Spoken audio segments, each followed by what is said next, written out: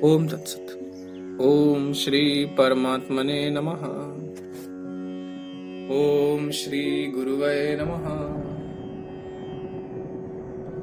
जीव के स्वरूप, स्वभाव तथा विराट पुरुष का वर्णन श्री वशिष्ठ जी कहते हैं, रघुनंदन, जो वास्तव में न परम अणुरूप कहा जा सकता है और न स्थूल, शून्य या अन्य कुछ ही, वरम जो चिन्मय, स्वानुभव स्वरूप तथा सर्वव्यापक है, वही जीव कहा जाता है। जिस पदार्थ का जो भाव असाधारण स्वरूप है, उसके रूप में उस पदार्थ में स्थित होकर जो तदाकार भासित होता है, उसे तुम जीव ही समझो, क्योंकि बारंबार देखने पर उन पदार्थों के आकार में उसी का अनुभव होता है। श्री राम, जीव जहां जिस प्रकार जो संकल्प करता है, वहां वह तत्काल वैसा ही आकार धारण कर लेता है। जैसे चलना या हिलना डुलना आदि चेष्टा वायु का स्वभाव है, उसी प्रकार विचित्र वस्तुओं का अनुभव रूप संसार जीव का स्वभाव ही है। इस बात का अपने अनुभव से ही निर्णय कर लेना चाहिए।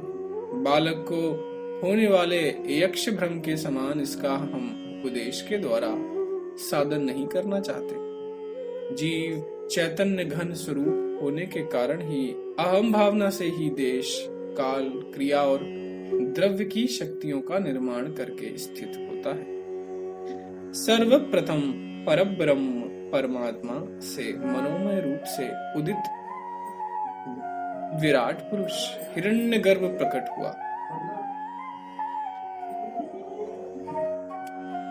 अतः वह आकाश के समान विशद, शांत, नित्य, अनंत स्वरूप और प्रकाश में है। वह अद्वितीय विराट पुरुष सबसे उत्कृष्ट परमेश्वर रूप है। वह पंचभूतात्मक न होने पर भी पंचभूतात्मक सा भासित होता है। वह अपने ही संकल्प से कल्पित अनेक कल्पों में तथा क्षण भर में स्वेच्छा अनुसार स्वयं प्रकट होता है और बारंबार प्रकट होकर फिर स्वयं ही अदृश्य हो जाता है। वह आकाश स्वरूप, सर्वव्यापी, अनंत परमेश्वर स्थूल, सूक्ष्म, व्यक्त एवं अव्यक्त रूप हो सबके भीतर बाहर स्थित है। वह वास्तव में किंचित रूप न होने पर भी व्यवहार काल में किंचित रूप अवश्य है। श्री राम, उस विराट पुरुष के मूर्त अमूर्त स्वरूप 8 अंग हैं, 5 ज्ञानेंद्रियां हैं, कर्मेंद्री सहित प्राण, 6ठी इंद्री मन और अहंकार।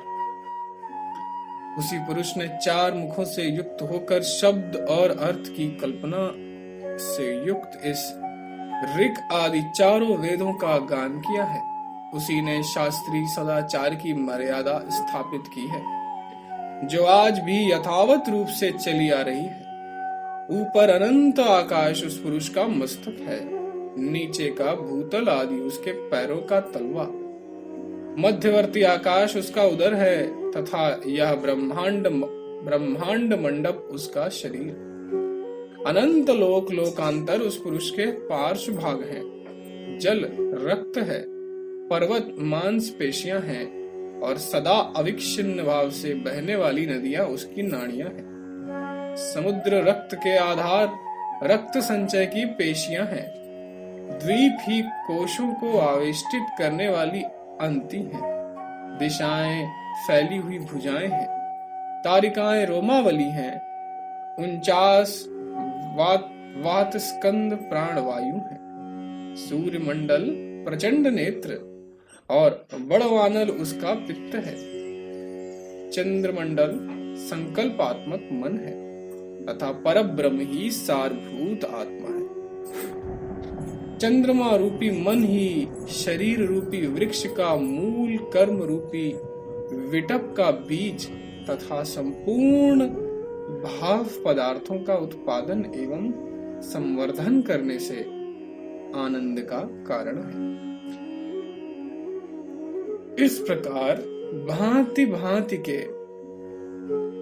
आचारों से युक्त विराट पुरुष सहस्त्रों बार प्रकट हो चुके हैं तथा सैकड़ों महाकल्प बीत चुके हैं, भविष्य में होने वाले हैं और इस समय भी विद्यमान है। रघुनंदन, जो ब्रह्म से अभिन्न है, अतएव जिसका महान संबंध अनंत काल तक बना रहता है, उस अनुभव रूप अधिष्ठान सत्ता के द्वारा परम विराट पुरुष सब देश काल में स्थित रहता है। ओम तत्सत, ओम तत्सत, ओम तत्सत।